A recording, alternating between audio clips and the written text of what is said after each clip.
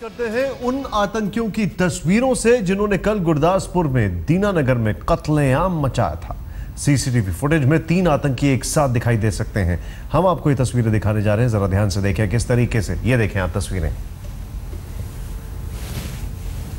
तीनों आतंकी सेना की वर्दी में, इनके हाथों में AK-47 राइफलें साफ दिखाई दे रही हैं। ये देखें आप, ये इन आतंकियों की तस्वीरें हैं। तीनों बेखौफ होकर सड़क पर चल रहे हैं। सीसीटीवी में साफ दिख रहा है कि इन आतंकियों के बगल से गाड़ी भी गुजर रही है, लेकिन ये आतंकी सेना की वर्दी में थे, लिहाजा किसी को इन पर कोई शक नहीं हुआ। ये आतंकी उस वक्त तक अपनी पहचान छुपाए रहे जब तक उनको हमला करने का अपना लक्ष्य नहीं मिल गया। साथ में यह भी देखा जा सकता है कि इनकी पीठ पर सेना के इस्तेमाल करने वाले बैग भी थे, यानी कि सेना की वर्दी पूरी तरीके से सेना की वर्दी में है। ये सेना का जो बैग होता है वो इनकी पीठ पर है, जिसमें निश्चित तौर पर असला और कुछ सामान होगा। ये 3 आतंकियों की तस्वीरें हम आपको दिखा रहे हैं। हाथ में AK-47 राइफल और ये सड़क पर वॉक करते हुए। इनके बगल से गाड़ी गुजरती है तो भी कोई, ये सुबह 4 बजे की तस्वीर है। जगह अगर आप ध्यान से देखें, 4:55 सुबह की यह तस्वीर आपके सामने है। जाहिर सी बात है, इनका पहला हमला 5 साढ़े 5 बजे के आसपास शुरू होता है, यानी कि हमला करने के 5 मिनट 10 मिनट पहले की तस्वीर।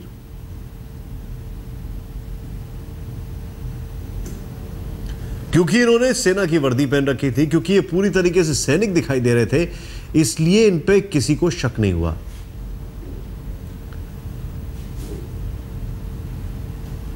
सत्ताईस तारीख का ये विजुअल है, 27 तारीख का ये सीसीटीवी फुटेज है।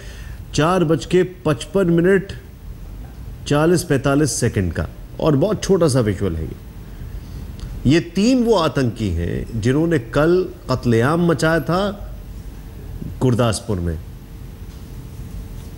ये वो 3 आतंकी हैं।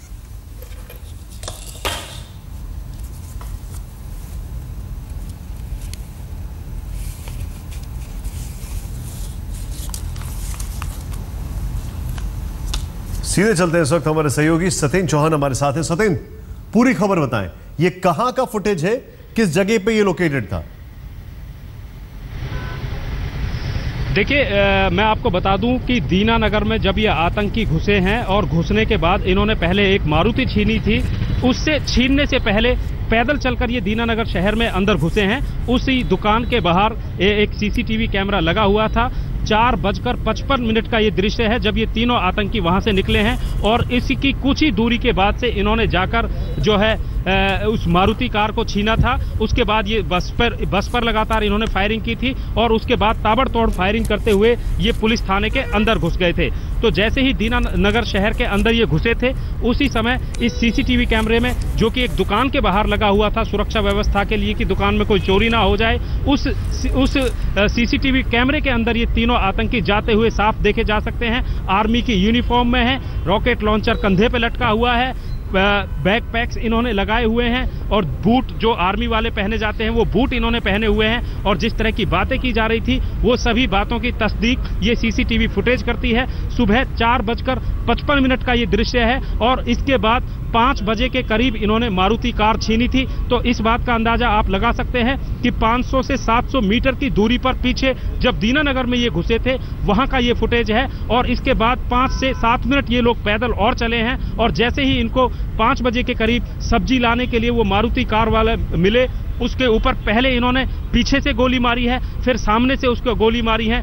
3 गोली उस मारुति के ड्राइवर को लगी। उसके बाद वो असहाय होकर गिर गया, और जब उन्होंने ये समझा कि ये मर गया है, उसको मारुति से बाहर निकाल कर फेंक दिया। ये दृश्य आप बिल्कुल टीवी स्क्रीन पर जो देख रहे हैं, उसमें इन तीनों आतंकियों के दीनानगर में पैदल आने की जो पुष्टि है वो साफ हो रही है। और उसके बाद मैं आपसे एक चीज समझना चाहूंगा, एक चीज मुझे बताइए सतेन, ये जहां पर इन्होंने मारुति कार पे हमला किया था, वहां से ये कितनी दूरी पर है जहां पे सीसीटीवी फुटेज कैप्चर किया है? क्योंकि आप बता रहे हैं 5 मिनट के अंदर इनका पहला हमला होता है, तो ये दूरी, ये कहां पर है, एग्जैक्ट लोकेशन क्या थी?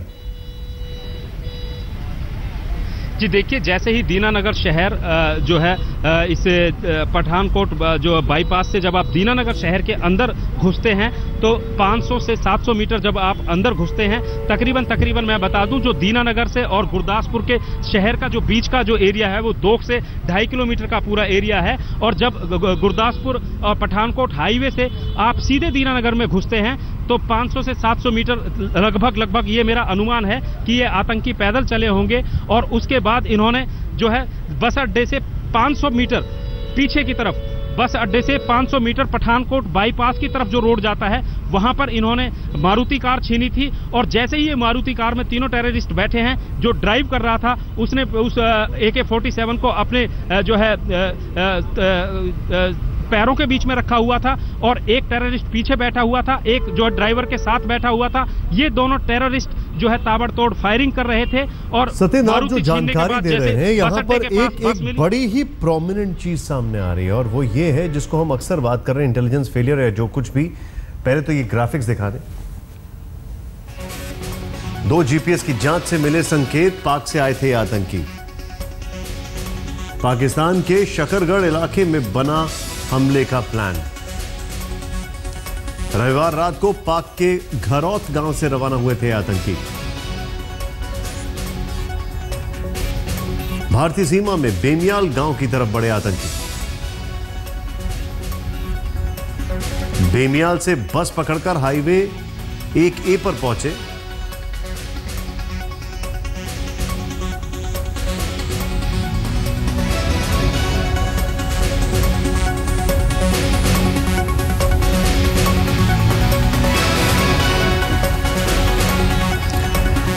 एक चीज जो साफ दिखाई दे रही है वो ये है कि जो बाहरी इलाकों में CCTV लगे थे उनकी अगर उस वक्त कोई मॉनिटरिंग कर रहा होता तो वो पहले ही सचेत हो जाता, वो पहले ही अलर्ट हो जाता कि कुछ खतरा है। क्योंकि अगर जब भी सेना का मूवमेंट होता है या सेना के जवानों का मूवमेंट होता है तो खुले में ऐसे हथियार लेके वो नहीं घूमते, कम से कम इस इलाके में तो नहीं घूमते। खैर, गुरदासपुर के दीनानगर पुलिस स्टेशन पर हुए हमले पर हमारे संवाददाता सत्येंद्र चौहान ने जम्मू कश्मीर के कठुआ रेंज के IG से AK वानी से बातचीत की।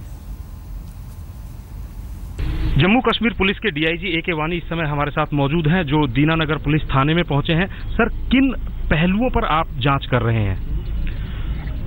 देखिए, हम तो आए दिन ऐसे इंसिडेंट्स की जांच करते हैं, तो इस इंसिडेंट के ऊपर भी हमने ये देखने की कोशिश की है कि जो यहाँ हुआ इसकी कितनी सिमिलैरिटीज़ हमारे वहाँ जो इंसिडेंट पीछे हुए हैं उनके साथ है, जो लोग यहाँ आए हैं उनमें और जो पीछे हमारे राजबाग में इंसिडेंट हुआ था क्या कॉमन है।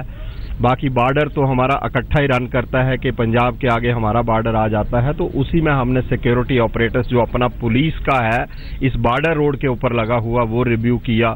उसके चलते BSF वालों से भी बात हुआ और सारा जो सिस्टम है उसको हम देखते हुए यहाँ पहुँचे हैं। सर, एक चीज़ कही जा रही है कि जो GPS इनसे मिला है तो उसमें जो लोकेशन आ रही है कि ये जम्मू की तरफ से बामलियाल में जो घुसे हैं, जम्मू की तरफ से एंटर किया है, तो क्या आपको लगता है? मैंने कहा कि GPS जो है अभी डिकोड नहीं हुआ है, इसलिए ये कहना उस मशीन के ऊपर मेरे लिए उचित नहीं रहेगा कि वो कहाँ से आए हैं। जब GPS डिकोड होगा तो वो क्लियर कट बोलेगा, वो तो 100% होगा जो वो वहाँ से आएगा उसमें। एक चीज़ और है, क्या किस तरह की सिमिलरिटीज आपने देखी है कि जब जम्मू में अटैक होते हैं और पंजाब में पहला इस तरह का हमला हुआ है, तो किस तरह की सिमिलरिटीज आपको मिली हैं अभी? देखिए, इसमें एक तो टाइम बहुत सिमिलर है, ऐसे ही टाइम्स में वहाँ भी होता है, उसके चलते वेपन जो इस्तेमाल हुए हैं वैसे ही हैं, जो जूते पहने थे मिलिटेंटों ने वो भी वैसे हैं, जो उनका मॉडस ऑपरेंडी रहा है वो भी वैसा ही है जैसा जम्मू कश्मीर में हुआ है पीछे। इसमें एक चीज़ और कही जा रही है कि जो रावी क्रॉस करके आए हैं तो जो पिछली बार आए थे वही ट्रक की जो ट्यूब्स होती हैं उनके थ्रू इन्होंने पार किया है, तो कहीं ना कहीं आपने BSF से भी कांटेक्ट किया होगा, तो कहीं आपको लग रहा है कि कहीं खामी रह जाती है बॉर्डर पर सुरक्षा संबंधी? देखिए, बॉर्डर के ऊपर मैंने जैसे पहले भी कहा कि बारिशें बहुत ज़्यादा हो रही हैं और बारिशों के चलते जितने नाले हैं जब वो बॉर्डर के थ्रू निकलते हैं तो वो फेंस ब्रीच कर देते हैं।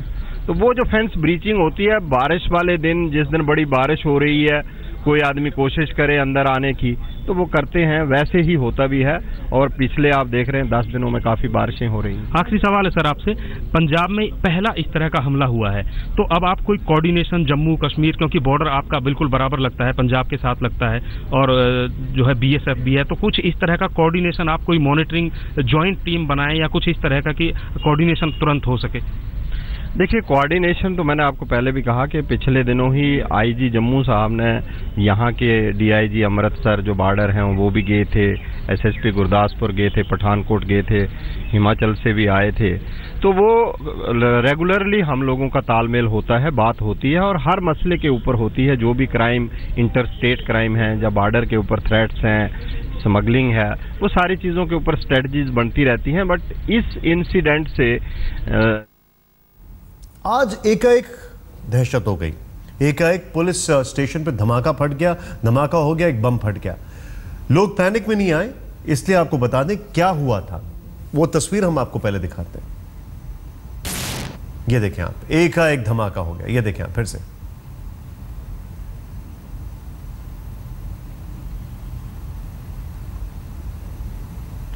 एक बार फिर से हम आपको तस्वीर दिखाएंगे किस तरीके से वो धमाका होता है। ये वही जगह है जहां पर आतंकी छुपे हुए थे। ये देखें आप,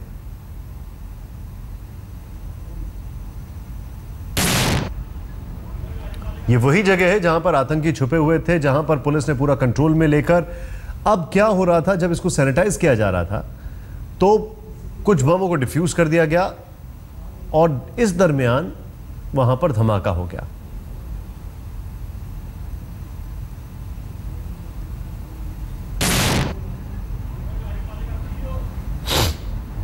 एकाएक लोगों में दहशत आ गई, पैनिक हो गया, लेकिन उसकी कोई आवश्यकता थी नहीं। क्यों? क्योंकि जो वहां पर हुआ था वो घटनाक्रम होने के पीछे की वजह थी कि जिन आतंकियों ने कल हमला किया था उनके पास बम थे, उसको डिफ्यूज किया गया। वक्त हो गया एक ब्रेक का।